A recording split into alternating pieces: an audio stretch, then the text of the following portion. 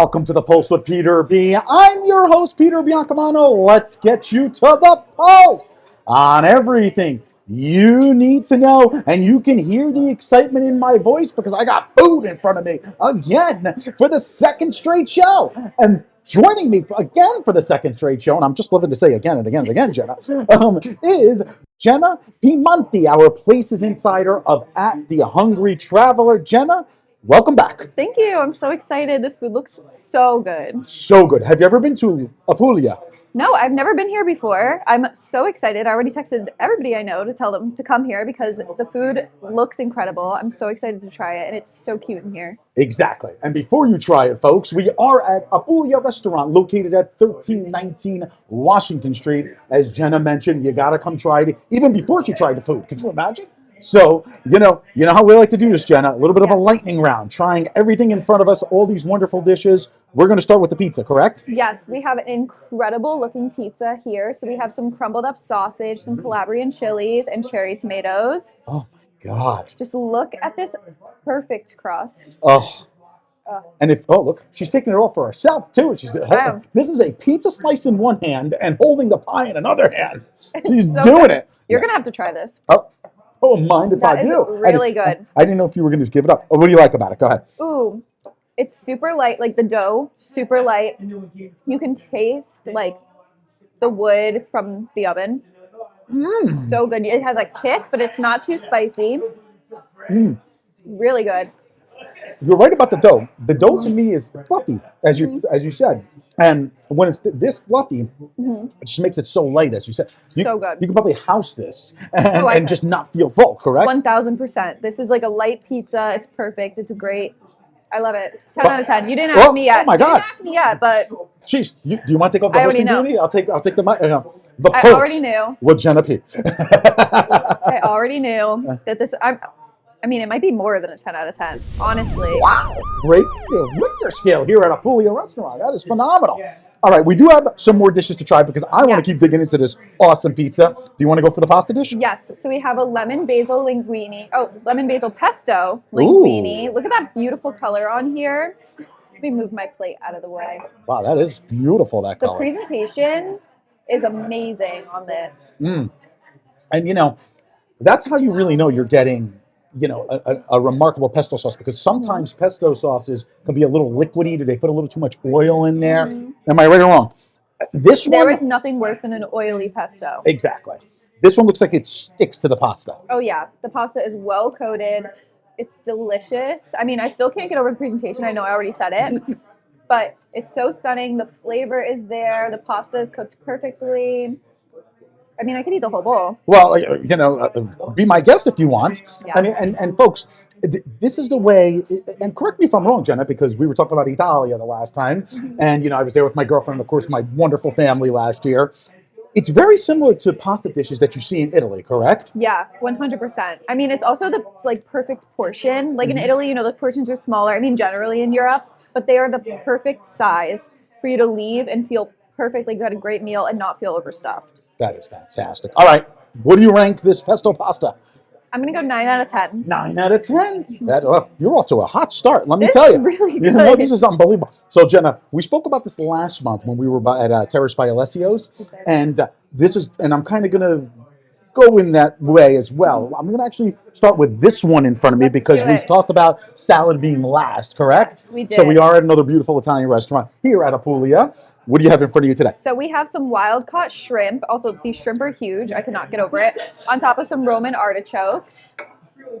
Looks delicious. So that is wild-caught jumbo shrimp over artichoke. Oh, that is phenomenal. Absolutely phenomenal. Look at that. She's taking in all the bites. She really, really is.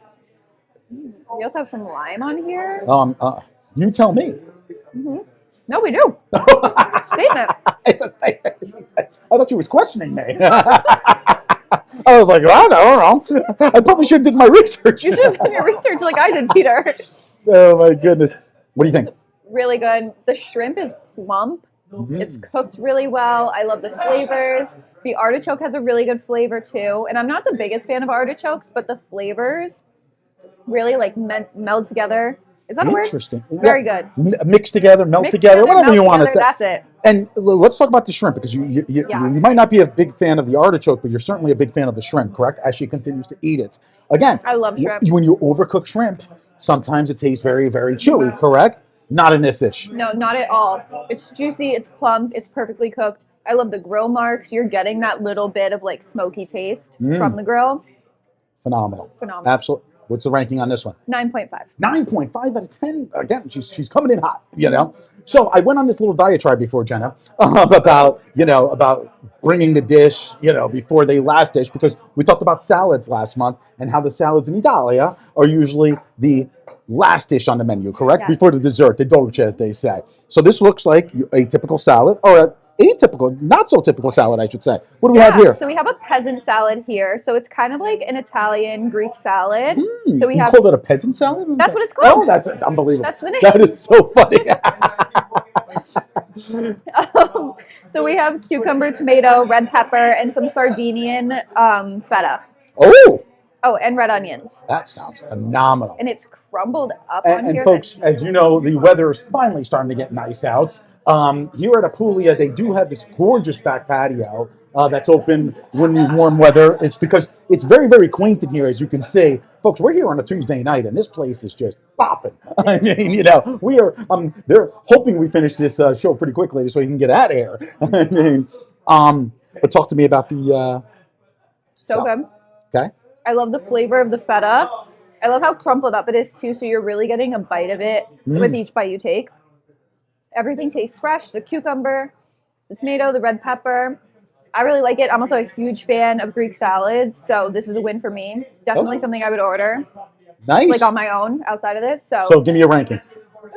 9 out of 10. 9 out of 10, folks. Okay, so here comes Peter's math again. I think today's score is an average of about 9.65 out of 10, if I'm not mistaken, correct? We'll just go with it. I told you math is not my strong suit. Math is not my strong suit, so. Jenna, this is your first time at Apulia Restaurant, located at 1319 Washington Street in the beautiful city of Hoboken, New Jersey. Will you be coming back? 1,000%. Are you kidding? Okay. This is going to be like a go-to for me. I can already tell. It has all of my favorite things. Nice. I love it. And where it's located is great as well, right? I mean, it's at the end of Hoboken, so if you're coming in through Weehawken, I mean, and it's almost a hidden gem in a way, correct? Yeah. Oh, for sure. I didn't know about this until you texted me. Look at that. So this is 1,000% a hidden gem. I posted a story when I got here. I've already gotten multiple replies. Wow. Asking to tell them how the food is. Wow. So. That is phenomenal. Yeah, they'll get the Absolutely. review. And Frank, or as I like to call him, Franco, is a super nice guy, the owner. Jen and I had a pleasure of talking to him before the segment. Frank, we wish you the best of luck here, even though you've been here a few years, and all that good stuff. Jenna Piemonte, our Places Insider of at the Hungry Traveler, thank you so much. I really appreciate it. Folks, you need to get over to Apulia Restaurant, located at 1319 Washington Street in Hoboken. Before we go to commercial break, we have a very, very special announcement from my good friend Roman Malinchuk of the FOC. Roman, take it away. Thank you for your time, Peter. My name is Roman Malinchuk. I'm a longtime Hoboken resident, business owner, and my family runs a grassroots nonprofit organization that provides direct assistance to people in Ukraine that are affected by war. We've been doing so by utilizing our transparent networks that we've created for the past 3 years and being directly connected to the people that we help. Every dollar that we spend, we know that goes towards a meaningful cause. Being an immigrant myself and being part of a small community, I understand the power of local organizations. I've been part of charitable organizations, always contribute towards charitable organizations, and we're trying to come together and host our annual fundraiser on March 15th in Morristown, New Jersey. It's going to be a beautiful piano fundraiser performed by a Juilliard-trained mother and son duo, and we urge everyone to join, share, donate towards our mission. Glory to Ukraine.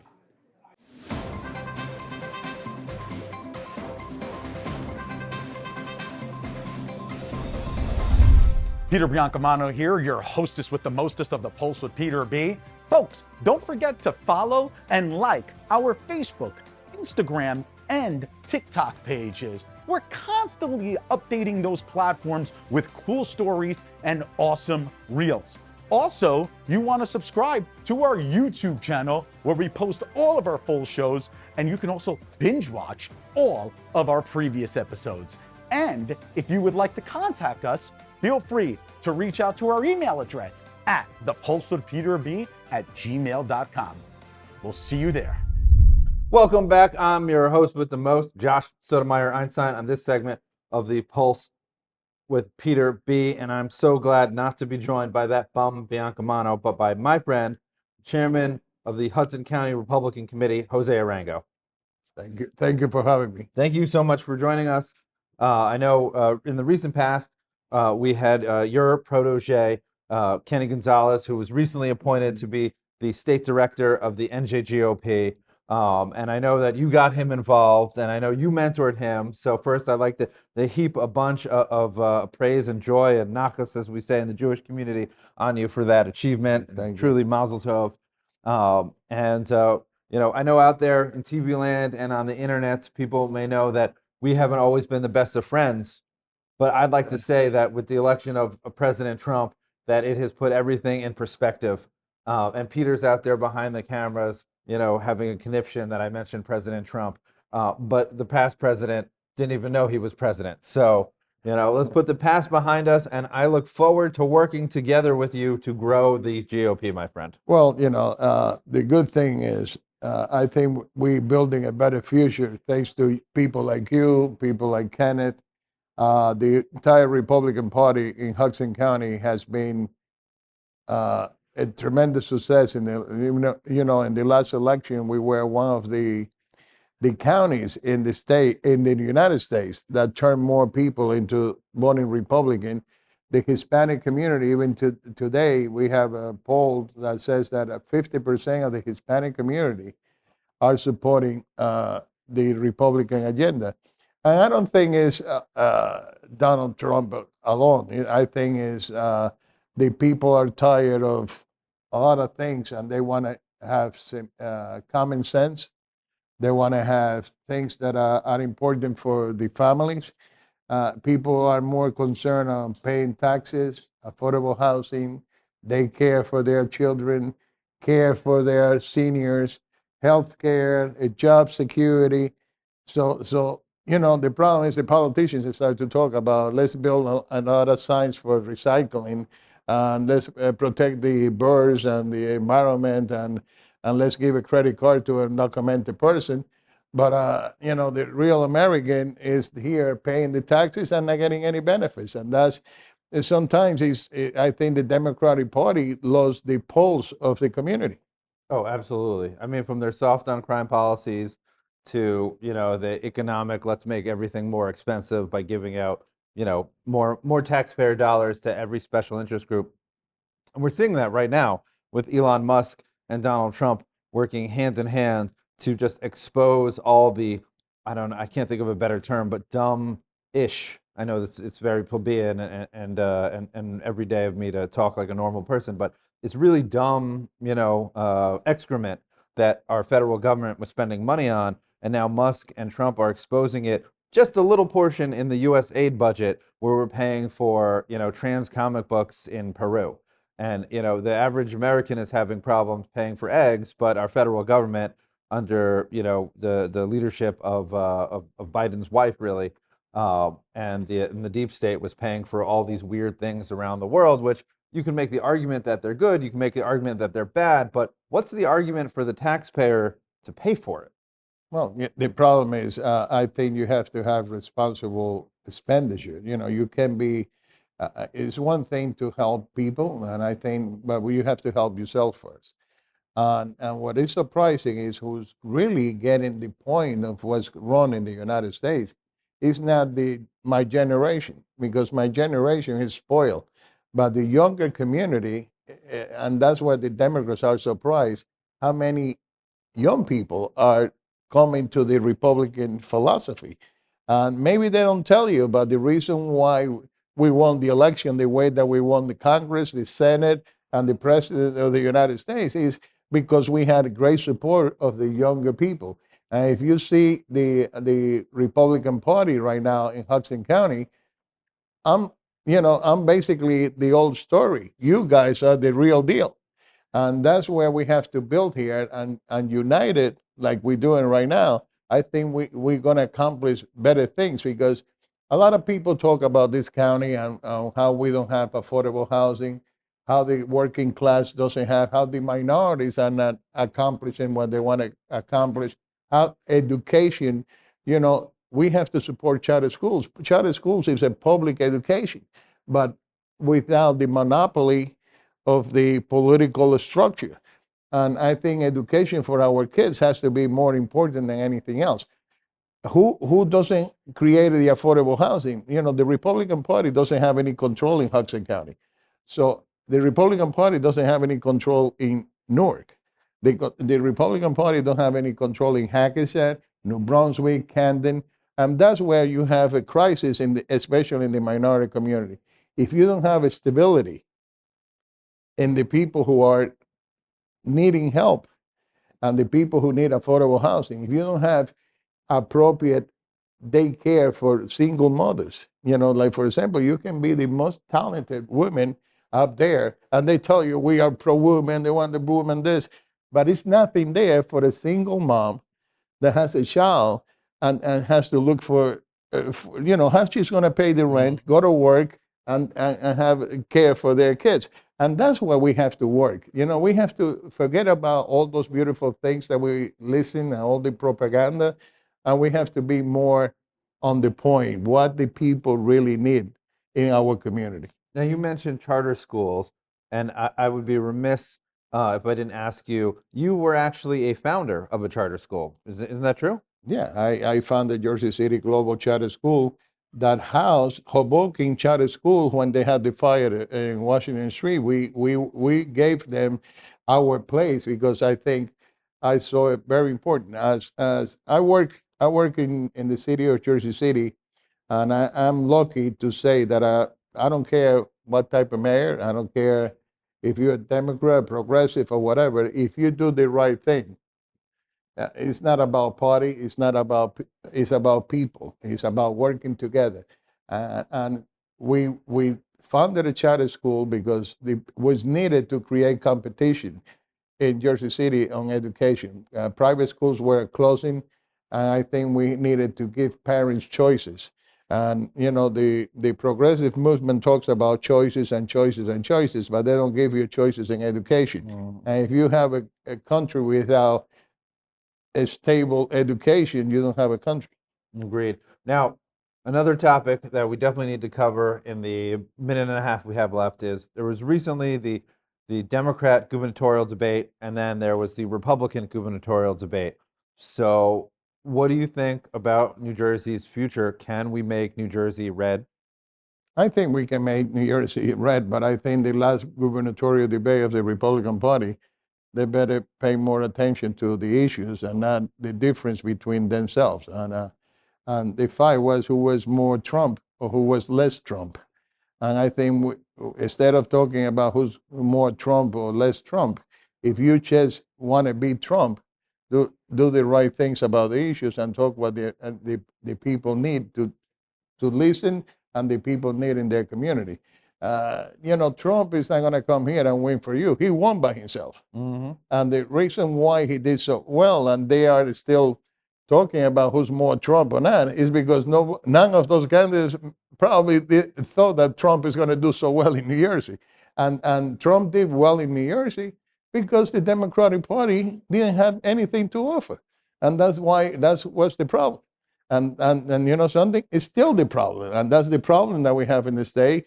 And that's why you can't have the same party controlling anything like we see here, that they control the assembly, they control the Senate, they control the governor, they control the municipalities. Unchallenged. We need changes. And something, every 4 years you can change. So you need a change now in New Jersey to try to make New Jersey great again. Well, Chairman, thank you so much. Thank you. Really Thank you appreciate very it. I hope much. you'll come back soon. I appreciate very much, and I appreciate you a lot. And, he's our new vice chair on communications for the Republican, committee in Hudson County. I That's a appreciate it, pleasure my friend. Thank you and an so honor much. to me. Honor to me. Stay tuned. We'll be right back.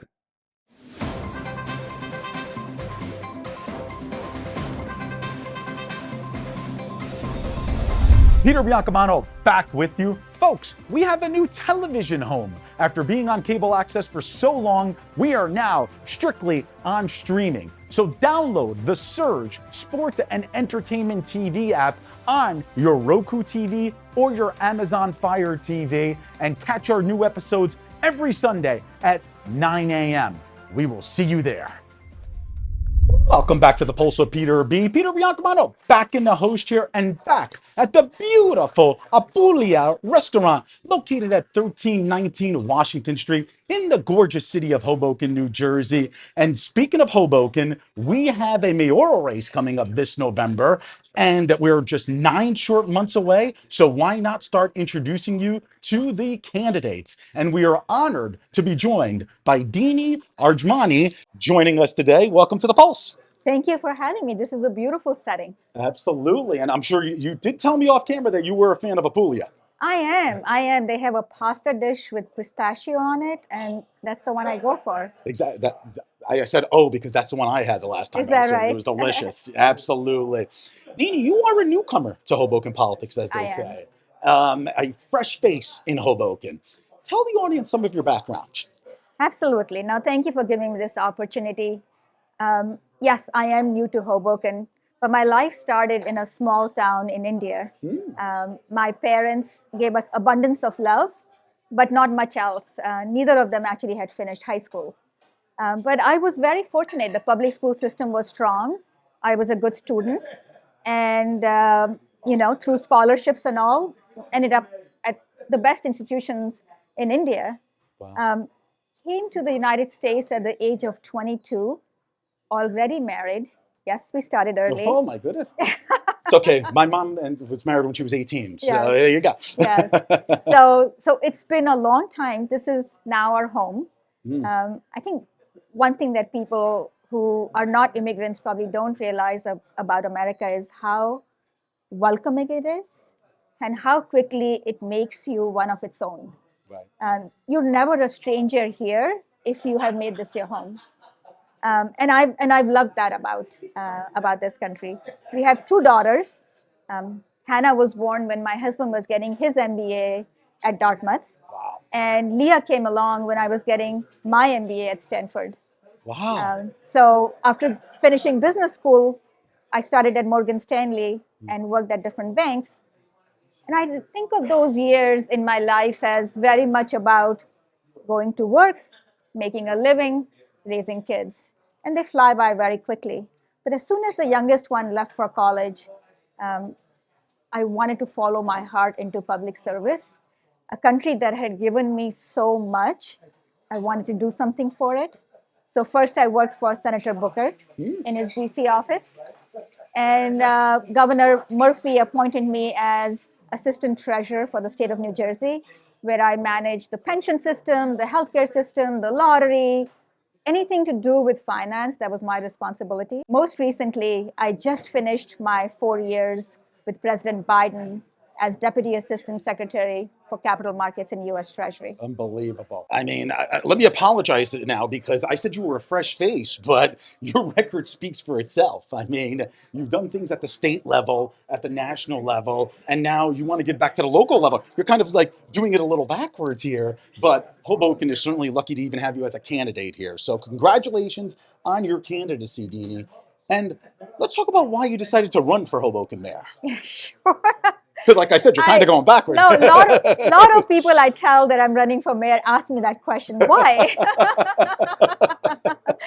Well, I think it has to start with we love Hoboken. My husband and I, we absolutely love living here. We've been here for close to 10 years. And this is where we're going to live rest of our life. Wow. I love the fact that when you come out of the PATH station, there is sun shining on you, the river right next to you. You can walk to Washington Street and pick up whatever little errands you had to pick up. And I love that about the city. But lately, in the last couple of years, it felt like things were declining. Things that I love are declining. Like I'll take an example of the waterfront. We all love the waterfront, but it's been barricaded for many, many months now. Wow. We all love the safety this city gives us, but there is this erosion of sense of safety that's taken place in our hearts because of the incidents that have transpired. So my husband and I, when we were younger, we moved around a lot. We lived in many cities. And I know those early signs of when a city is on the wrong track. The first sign is that the drugstores start to lock up the toothpaste. Yes, you're correct. Yeah, And and then then- you have to wait there for 10 I minutes know. while somebody just to get underarm deodorant or toothpaste. Right. There you go. And then you notice that you're telling your young daughters, if it's going to be late at night, I'll pick you up at the PAT station, or don't take these streets. And those little things were eroding. I care about Hoboken. I think it's human nature to not care. And if you care about something, you want to do your part to bring it back on the right track. And that's why I'm running. Amen. And you mentioned some challenges that faces the city of Hoboken. Yes.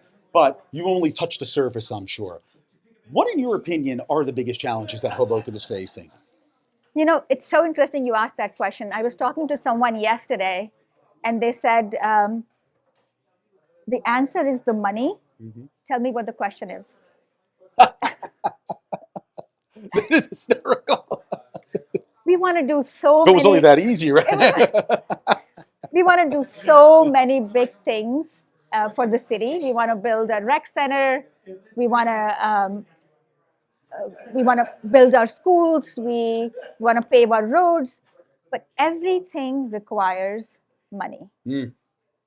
Right. Running a city is like running a business for the benefit of the residents. Money comes in, money goes out. Right. But what we've been doing in this city lately has been spending way more money than that's coming in. So then what do we do? We have to build more so we can get more taxpayers. We have to raise tax rates. We have to borrow. None of those are sustainable. Yeah. And your plans on trying to fix those challenges, because like you said, people want it all. But Yes. obviously, nice things cost money, Yes. as you mentioned. Yes. And, you have a background as being the undersecretary for the Biden administration, so you know how to spend money. and I also how know to to conserve save money. money. Yes. I was getting to that as Yes, well. yes. Exactly. Because any spending at the federal government is such under the microscope, basically. Right. How could you bring that experience to tackle those challenges to Hoboken? Absolutely. We're an affluent city. Right. Which means we pay a lot in state taxes and we pay a lot in county taxes, almost 500 million for the state and around 60 million for the county. We give all this money, but it's hard to see what we get back. Right. So to get back something from both county and the state, need somebody who knows how to walk the hallways of Trenton. You need somebody who knows all the agencies that give out money. School Development Authority, Transportation Trust Fund, Port Authority, all of these agencies have a ton of money and their responsibility is to give it back to municipalities, except they give it to those who are coming with projects to get funded. Right. So I feel like my 4 years in Trenton have prepared me for not only knowing where to go, but also relationships you need. Because in the end, they have to like you to give you money. Yeah. So I think that's one place where I think I can contribute. The other one is the budget. Our budget is now so overwhelmed by the pension cost and the healthcare cost. So when I was in Trenton, I was given the responsibility of keeping the healthcare costs stable. So for 4 years, from 2018 to 2021, if you look at the state budget, the healthcare cost for employees did not go up. Wow. Without changing the plans, without taking away benefits from anyone. So I know how to do it. And I think if I were the mayor of Hoboken, those are the things I would like to address. Yeah. And folks, before I turn it over to you for my last question, because we are almost out of time here, Dini, just for the folks at home, the other four members of the other four candidates that have announced for mayor of Hoboken are all city council people who have been there for 8 years or more in the city. So Dini is the only one who God bless you, has stepped up to the plate to go against all of these council people.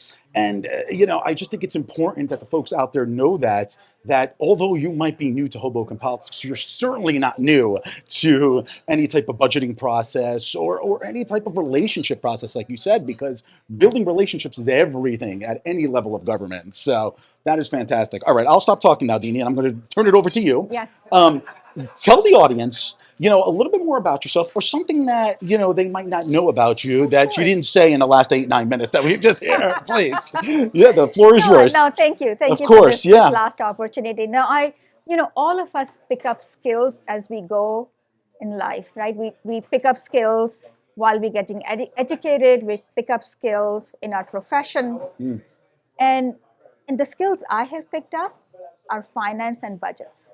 Right. And I feel like this is the man meet the moment, or woman meet the moment for the city of Hoboken, where the skills that I have gained are the skills the city needs. And so that's the part that excites me. I mean, I want this to be a fresh start for Hoboken. Oh, amen. At the same time, I know that I'm new to at least the local scene. Yes, Right. yes. So hopefully this is an opportunity for me to introduce myself to Hobokenites, and in turn learn something about Hobokenites as I go around the city and meet people. You can also find me on diniforhoboken.com. I'm also on social media, Dini for Hoboken, Twitter, Facebook, Instagram. So hopefully I'll meet people either virtually or in person. Well, Dini Ajmani, congratulations on announcing your candidacy. Thank you. Best of luck going forward, and just know that the pulse is here, and we might be seeing you in the next month or so. I would love to come back. I was going to say, okay please, with you. it I would would be an love to come honor back. to have you back Oh, on the thank show. you. Thank you. To discuss some of your platforms, because we have only touched the surface here. So we look forward to seeing you again. Congratulations again, you're very and welcome. we'll see you soon. All right, thank you. All right, folks, join us next week for the Pulse on everything you need to know. I'm Peter Biancamano. I hope you have a great week, everybody.